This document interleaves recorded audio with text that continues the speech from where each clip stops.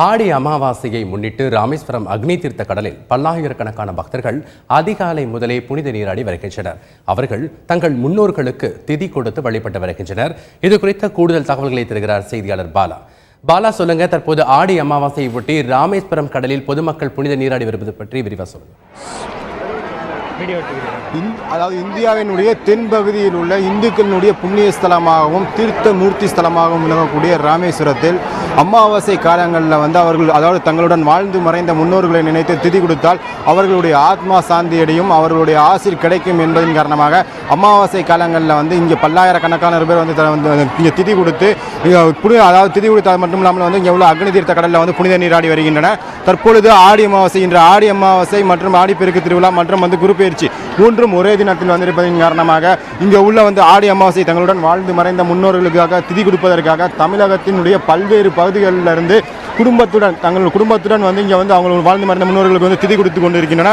அது மட்டும் இல்லாமல் இப்போ நம்ம காண முடிகிறது, கிட்டத்தட்ட 1 லட்சத்துக்கும் மேற்பட்டவர் புனித அக்னி தீர்த்தத்தில் நேரடியாக அவர்கள் திதியை கொடுத்துட்டு அவர்கள் முன்னோர்களை நினைத்து வழிபாடு நடத்தி வருகின்றனர். இதன் பின்பு இங்கே அக்னி தீர்த்தத்தில் குளித்த பின்பு கோவிலில் உள்ள ராமநாதசாமி கோவிலில் உள்ள 22 தீர்த்தங்களை அவர்கள் நீராடி விட்டு அதன் பின் ராமநாதசாமியும் பர்வதவர்த்தனையும் தரிசனம் செய்ய உள்ளனர்.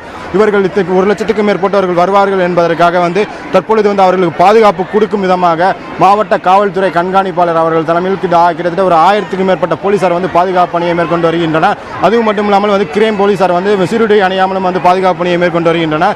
கடல் பகுதியில் கண்காணிப்பதற்காக மரைன் போலீசார் தங்களுடைய சிறிய படகு மூலம் கண்காணிப்பு பணியை மேற்கொண்டு வருகின்றனர். அது தவிர தீயணைப்பு வீரர்கள் பாதுகாப்பு பணியை மேற்கொண்டு வருகின்றனர். இவர்கள் வரும் அனைவரும் விரைவாக தரிசனம் செய்வதற்காக ராமேஸ்வரம் கோவில் நிர்வாகத்தின் சார்பாக தீர்த்தம் நீராடுவதற்காக விரைவாக நீராடுவதற்காக அனைத்து வசதிகளும் செய்யப்பட்டுள்ளது. அது மட்டும் இல்லாமல் சாமி தரிசனம் செய்வதற்காக அனைத்து பெரும் தடுப்புகள் அமைக்கப்பட்டு அவர்கள் விரைவாக சாமி தரிசனம் செய்வதற்காக ஏற்பாடு செய்யப்பட்டுள்ளது. மேலும் நகராட்சி நிர்வாகத்தின் மூலமாக குடிநீர் வசதிகள் மற்றும் அடிப்படை வசதிகள் தான் செய்து கொடுக்கப்பட்டுள்ளது. தமிழகத்தில் இருந்து வரும் பக்தர்கள் அதாவது தற்பொழுது தமிழகத்தில் பல்வேறு பகுதியில் இருந்து ராமேஸ்வரம் வருவதற்காக போக்குவரத்து மூலமாக சிறப்பு பேருந்துகளும் 2 சிறப்பு ரயில்களும் இயக்கப்பட்டு வருகின்றன. தற்பொழுது அது மட்டும் இல்லாமல் வாகனங்கள் மூலமாக அதிகமான பக்தர்கள் கொண்டிருக்கின்றன. தற்பொழுது அக்னி தீர்த்த கடல் பகுதியில் தங்களின் வாழ்ந்து மறைந்த முன்னோர்களை நினைத்து அதிகமானவர் திதி கொடுத்து தற்பொழுது வழிபாடு நடத்தி கொண்டிருப்பதை நாம் நேரடியாக காண முடிகிறது.